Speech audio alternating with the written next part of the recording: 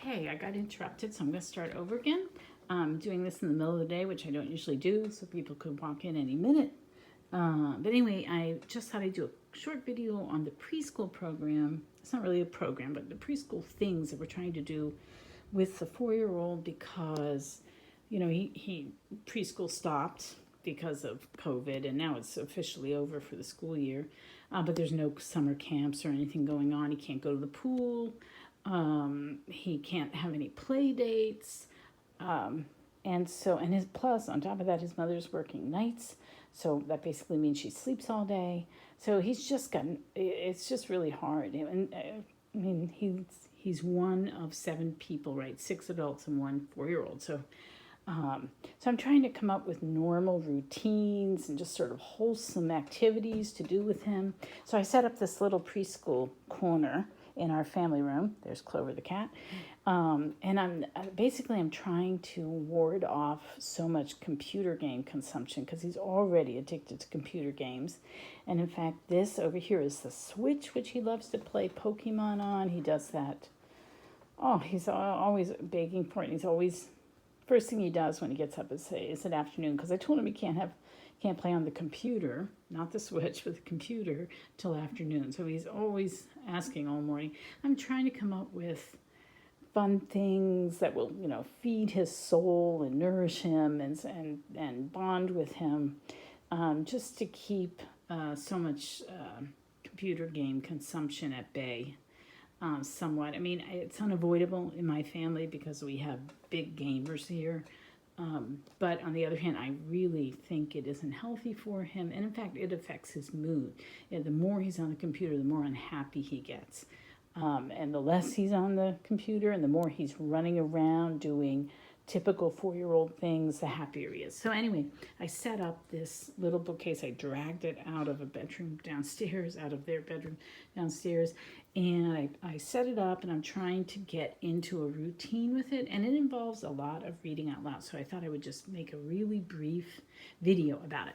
So I did sign him up several months ago with a program called Simply Charlotte Mason. They have a preschool program, and it's like a subscription thing. You get a box every month, and it has like a little chore card. These are the chore cards to see. These are his chores that he can learn to do, and it gives you an piece of art every month. So here was a former one. I'm not sure what month that was from. I have a whole bunch of these cards somewhere. And then that was the one for this month. So it's just to look at the picture and to discuss it, and just to see it, just to have it there so he can absorb it. And then I was at one point trying to read him a Bible story every morning, but I haven't. So we just pick up that Bible every once in a while and read some stories out of it. But I just put it there, centrally located to show its importance. And I have this charming little icon that I have put on. It's nice and little. It kind of fits there nicely. And then we have this old puzzle that I have to get. This is actually my kid's puzzle. It's not working right now. I have to get new batteries, but you can actually hear the notes in that puzzle. So you match the color and the shape and then the note, do, re, mi. So that's neat. There's a little ball we play with in the house. These are little Montessori letters that I bought them a while ago for him, like a stocking stuffer, maybe last year, and he never got into it. But I just found them, dug them out yesterday or so, and I'm gonna try to introduce him to it. And this is just an olive wood carving. And again, we're Catholic, so we're trying to teach him the faith in a gentle way. And then down here, he does like puzzles. He loves the Moana. So these are 3 Moana puzzles, and then this is one about fish. There's several others. I don't know where those are. He loves this puzzle, man. This one has been a success. He plays with this puzzle on and off. He's been doing it for a couple of years. It's a matching puzzle of numbers, and he's good at it. He likes it. I'm always kind of proud of him for being so good at that. And then this is his nature notebook. He's not really into it. It's It's also part of the preschool program, the Simply Charlotte Mason. So far, it hasn't been too successful, even though we go on a nature walk every single morning. But he's just not into the notebook aspect of it. And then I have some activity books for him, too. Like, we've done a few pages of that. He's done those mazes. I guess he enjoyed this one day. This we haven't done yet.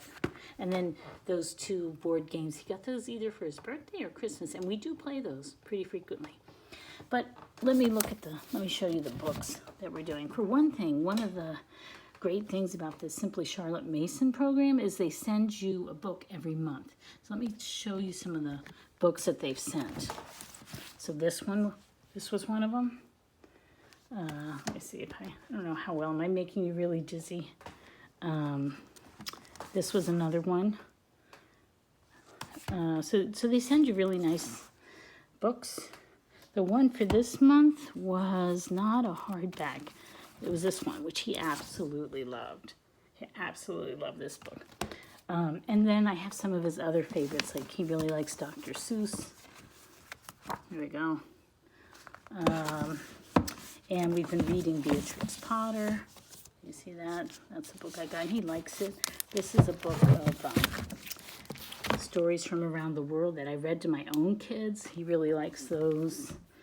And then, because his mother speaks French, we do have some French books here. In fact, we have Harold et le crayon violet. And let's see, here's another one, First French at Home. There you go. I don't think we've ever read this one. I don't think we've ever read that one. But this one, we have this in both English and French. Anyway, we're trying. And then these are some other books that he enjoys. So that's my little preschool. And it's more involved than that, too, because this is sort of a shelf we can just sort of free play from. But I also try to make up a Montessori tray and have some sort of activity we've been doing out on the porch. Like yesterday we did peeling hard-boiled eggs, which is a good activity for learning fine motor skills. And the day before that, my oldest daughter suggested toothpicks and grapes. We happen to have grapes and toothpicks. So he was into making triangles out of that. And before that we did, I gave him baking soda and vinegar, and he made volcanoes. So I'm trying to have an activity like that for him every morning. Every morning we take a walk. We've been feeding the chickens. We've been reading lots of stories. We go outside and we swing and we sing songs. And I'm just trying to make it more of a routine. It's hard because I'm 60, I'm old, and I don't have the energy. Like, I was just trying to play hide and seek with him, and I can't even crouch down because my stupid knee is so arthritic. So anyway, so I just thought I would share that briefly with you. I'm kind of proud of it, and it's kind of an ongoing project right now in my life. Okay, that's it. Talk to you later. Bye.